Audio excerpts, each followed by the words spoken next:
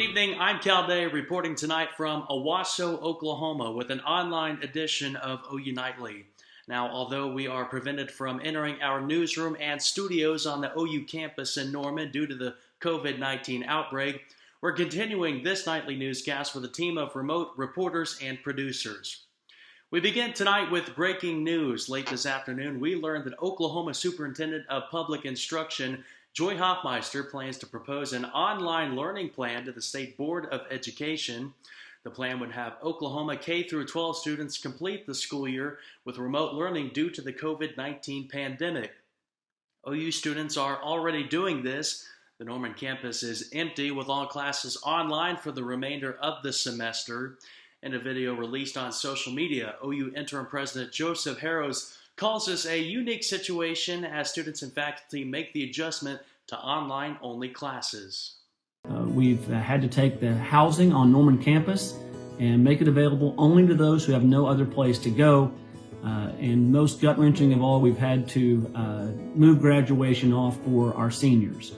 I hate not seeing you all on campus. I hate not seeing our students on campus and our fellow faculty and staff. All students living on campus are being encouraged to move out. All this while the number of cases in the Sooner State continue to rise. Today, the State Health Department says there are 81 positive cases of COVID-19 in Oklahoma. Now, the majority of the cases are found in people 18 to 49 years old.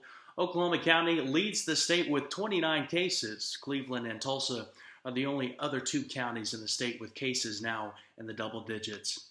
And a Norman grocery store is taking steps after one of their employees says they tested positive for COVID-19.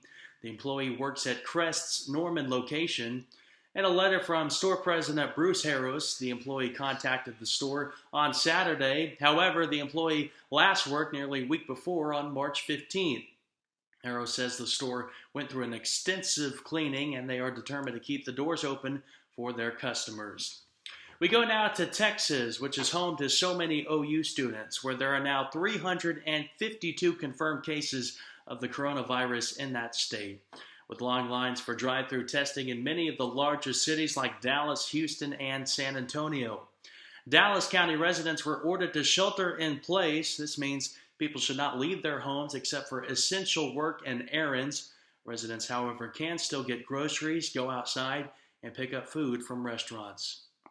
More long lines for testing in South Florida. Nationally, the Centers for Disease Control says there are 33,404 cases of COVID-19 with 400 deaths.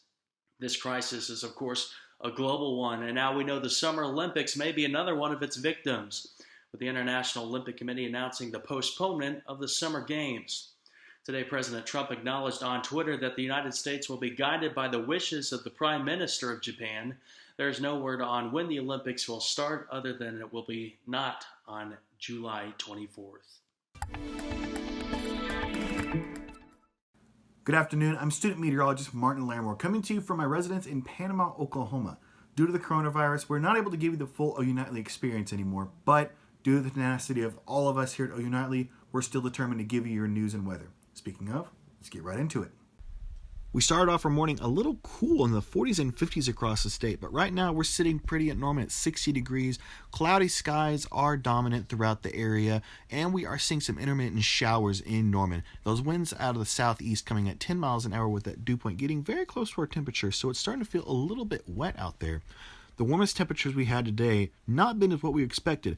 We expected temperatures to be in the 70s, in some places actually in the low 80s. But because of those clouds and that rain moving in the northwestern part of the state, temperatures just did not get very warm today. 60s and 50s dominated throughout the entire area, and they're already starting to cool off. So this is the warmest we are going to get. Like I said before, there is that precip that is in the northwestern part of the state, and it is stretching its way from the west to the east, and it will actually intensify as we go into the rest of the evening and night hours. This has prompted a slight risk from the SPC, or severe weather outlook, and they are actually putting a 2 out of 5, which is a slight, and for the northwestern part of the state for Tulsa, Muskogee, and Miami. So if you're in these areas, you may have to watch out for some hail and high winds. Tornadoes are not likely with this event. As we look into our 7-day forecast, we're going to be keeping those 70s for the next 2 days, and then we're going to actually warm up into the 80s. And on by Thursday, those mid to upper 80s, so we'll start making their way through. Clouds will be prominent throughout the rest of the week, and by Saturday and Sunday, we're going to start cooling off into the 60s with clouds starting to break up.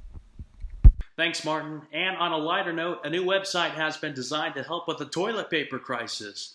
The site reports its average user has 500% more toilet paper than they actually need during quarantine. The website is pretty simple to use. First, go to howmuchtoiletpaper.com. Then users will enter how much rolls of toilet paper they currently have and how many times they visit the bathroom. The simple calculator will tell you how much the toilet paper you need to survive this pandemic. More than 2 million people have already used the How Much Toilet Paper website. The designers hope it will reduce toilet paper shortage around the world.